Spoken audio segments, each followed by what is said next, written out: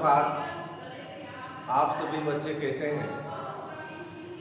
कल मैं आपको वर्णिका का पाठ 2 का ऑब्जेक्टिव प्रश्न लिखवाए थे और समझाए थे। आज मैं हिंदी व्याकरण में क्रिया के बारे में जानेंगे। क्रिया से प्रश्न पूछता है तो क्रिया के परिभाषा को जानेंगे, समझेंगे क्रिया क्या होती है।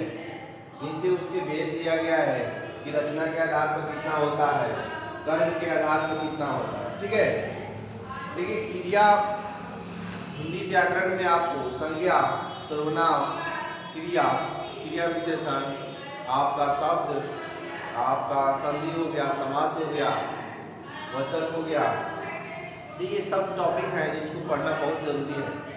आप ये नहीं पढ़ी हैं तो हिंदी व्याकरण आप कुछ नहीं जानती हैं। लेकिन संज्ञा, सर्वनाम तो आप लोग पहले पढ़ चुकी होंगी, लेकिन क्रिया है, क्रिया विशेषण है, ये सब के बारे में भी पढ़ाएंगे। ठीक है, अगर आप संज्ञा, सर्वनाम, विशेषण ये सब के बारे में भी नहीं जानती हैं या जानना चाहती है तो कमेंट बॉक्स में आप लिखिएगा कि सर पढ़ा दीजिए, या आप व्हाट्सएप हमारे नंबर पे मैसेज कर सकती हैं कि सर पढ़ाइए। अगर ज़्यादा 25 का आएगा तो हम पढ़ा देंगे संज्ञा, सर्वनाम एकदम विस्तार से। ठीक है, चलिए हम इसको जानते हैं, समझते हैं। आप लोग पढ़ी भी होंगी, ठीक है, लेकिन जो बच्ची नहीं पढ़ी है वो भी ध्यान दीजिए, और पढ़ी है वो भी दोनों ध्यान दीजिए, बहुत ज़रूरी है। बहुत सवाल ऐसे होता है जानते हुए भी छूट जाता है, लेकिन उसको रिवाइज करना बहुत ज़रूरी होता है। ठीक है, चलिए क्रिया का परिभाषा ये कहता है जिन शब्दों से किसी काम के करने या होने का बोध होता है उसे क्रिया कहते हैं।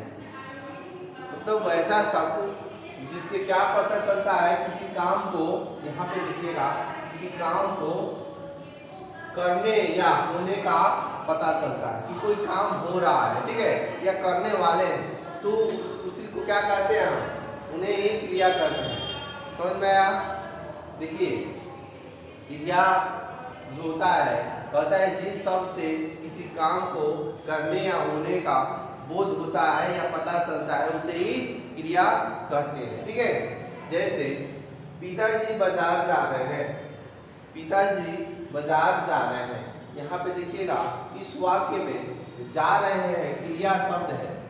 ये वाक्य जो है, अब ये क्या है वाक्य, देखिए पिताजी बाजार जा रहे हैं, कहाँ जा रहे हैं जी, बाजार जा रहे हैं।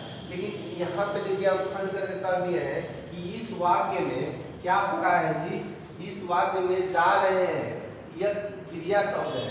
ये जा रहे हैं क्या है, क्रिया शब्द है, क्योंकि यह बता रहा है कि पिताजी क्या काम कर रहे हैं। समझ में नहीं आया, फिर से एक बार समझा रहे हैं।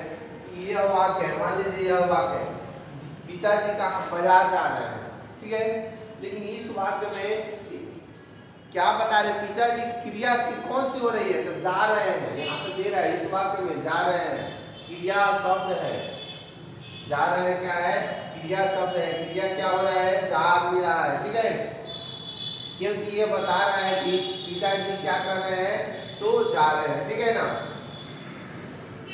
आया समझ में? तो कोई भी क्रिया हो रही है, जैसे लड़का दौड़ रहा है तो इसमें क्रिया को क्या हो रही है, दौड़ना। समझ में आया ना जी? लड़का खेल रहा है तो ये क्रिया हो रही है, क्या कर रहा है, तो खेल रहा है। आप इसको स्पष्ट में सुनिएगा।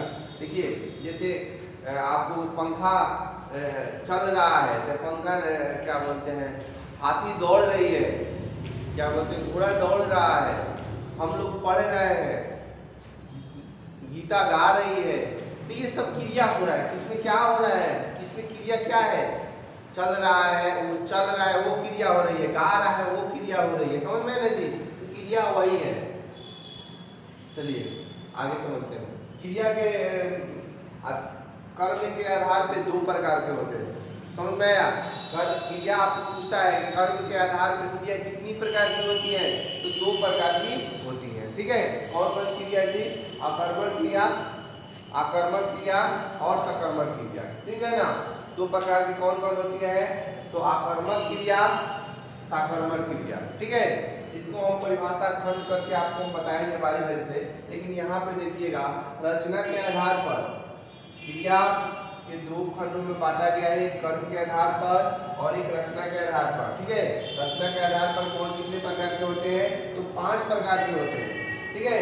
और कर्म के आधार पे 2 प्रकार के होते हैं। ऑब्जेक्टिव सवाल पूछ सकता है क्रिया के कर्म के आधार पर कितनी प्रकार की होती है, दोनों ऑप्शन दे देगा। तो कर्म के आधार पे 2 मारिएगा, और क्रिया के रचना के आधार पर पूछे तो क्या होता है आपका 5 प्रकार के होते हैं, ठीक है।